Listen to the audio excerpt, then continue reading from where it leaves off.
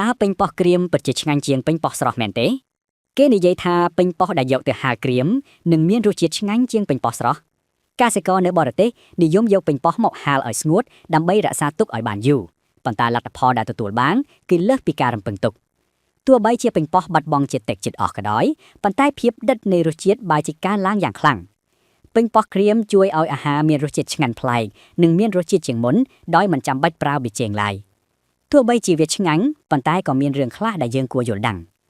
ការហាលថ្ងៃនៅទីវាលអាចធ្វើឲ្យមានភាពកខ្វក់ឬដីហុយចូលប្រសិនបើអ្នកផលិតមិនបានគ្រប់គ្រងឲ្យបានល្អអ្នកផលិតច្រើនតែរោយអំបិលក្នុងកំឡុងពេលហាលដើម្បីជួយឲ្យជាតិទឹកភាយចេញបានលឿន